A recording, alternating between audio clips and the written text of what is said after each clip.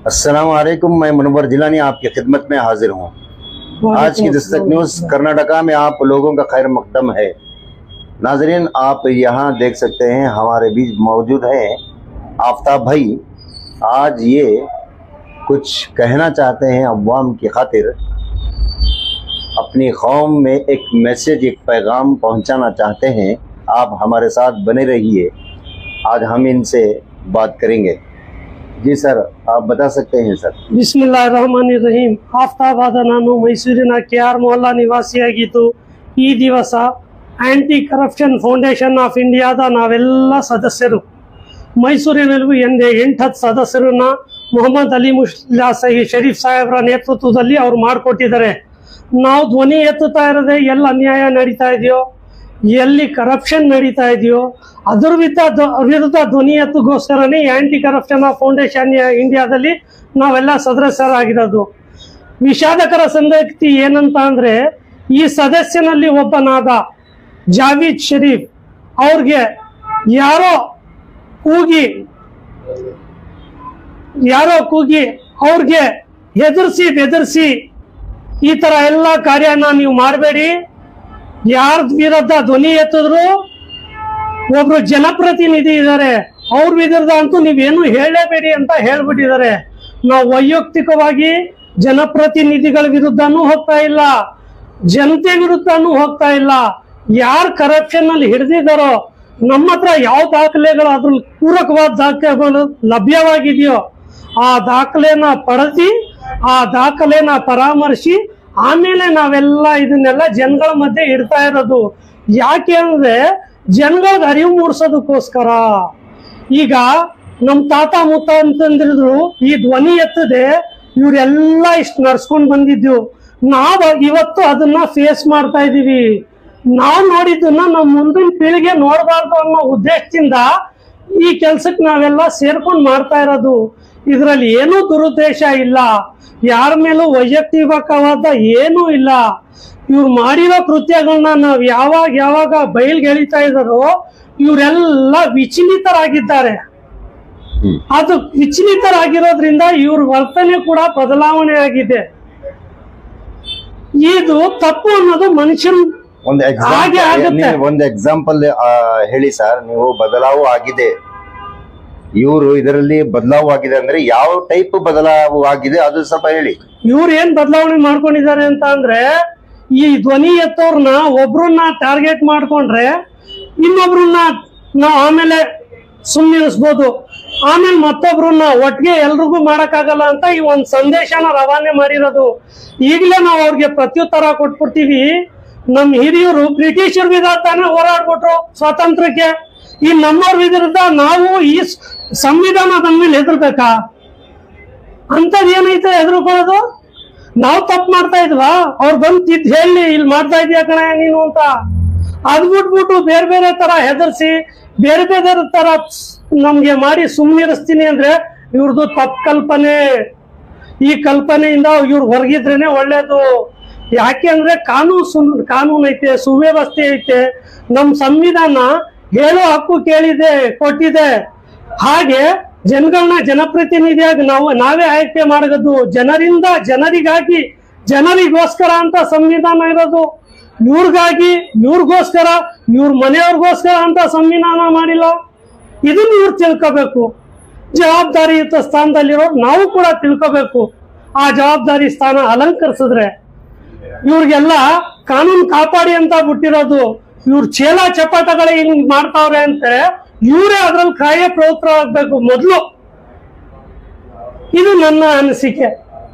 ಹಾಗೆ ಇದಕ್ಕೆ ಸಂಬಂಧಪಟ್ಟ ಹಾಗೆ ಬೇರೆ ತರ ಧ್ವನಿ ಎತ್ತುತ್ತಾ ಇದ್ದಾರೆ. ಈ ವಕ್ಫ್ ಬೋರ್ಡ್ ಇಶ್ಯೂ ಇರೋದೇ ನಮ್ಮ ಸಮುದಾಯಕ್ಕೆ ಸೇರಿದ್ದು. ಮತ್ಯಾವ ಇಶ್ಯೂಗೂ ನಾವು ಇಲ್ಲಿ ಬೇರೆ ತರ ಏನು ಬಣ್ಣ ಕೊಡಕ್ ಹೋಗ್ತಾ ಇಲ್ಲ. ಇದ್ರ ಅಕ್ರಮಗಳು ನಡೆದೋಗಿದೆ.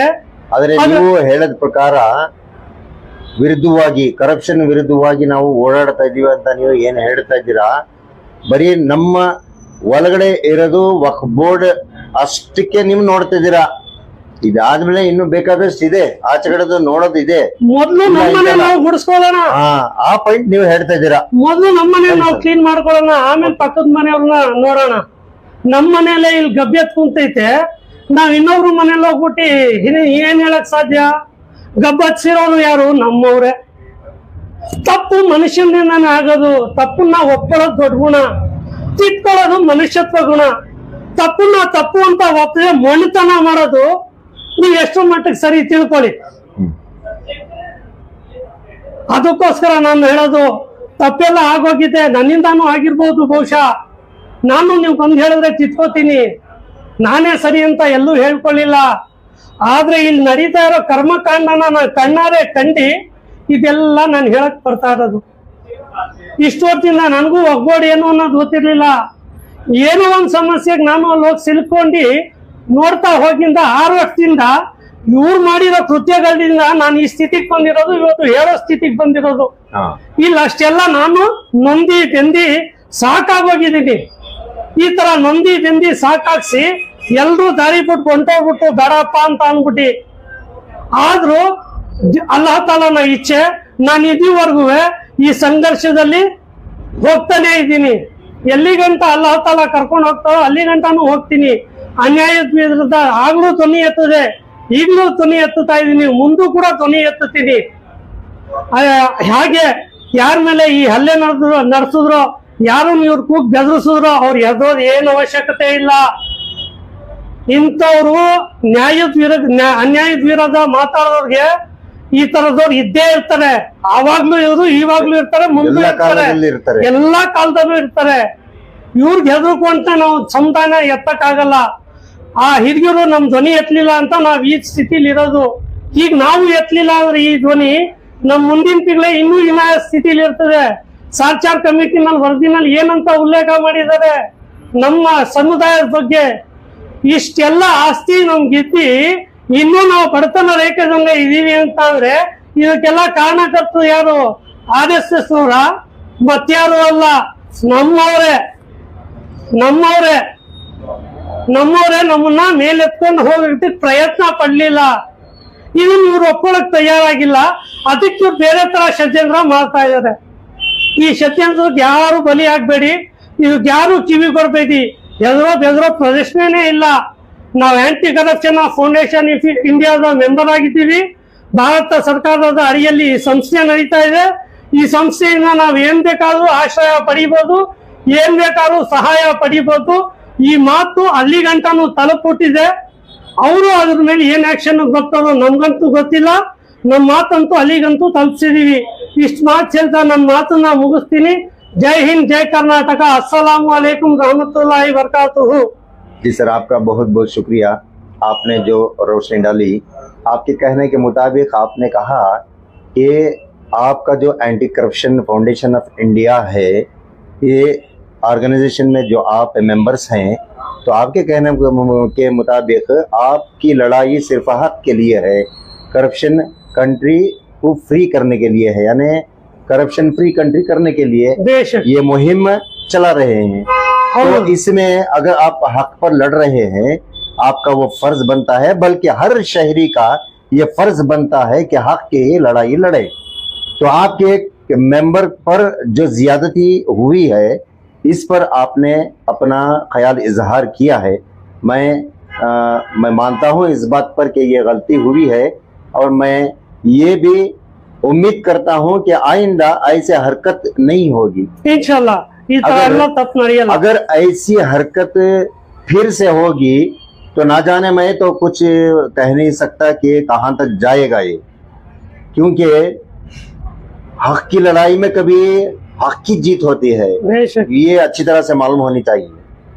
तो ये वार्निंग भी नहीं है, ये सिर्फ एक हमारी एक आपके सबके लिए एक पैगाम है कि आपस में इत्तेहाद को कायम करे, सुकून को कायम करे। इंतशार पैदा करना या law and order problem create करना, ये हरगिज हमारे इंडिया के कॉन्स्टिट्यूशन जायज नहीं है। अगर कोई भी हरकत करेगा, कानून के खिलाफ जाएगा, तो 100% वो कानून के दायरे में आएगा। सर। जी सर, अस्सलाम वालेकुम।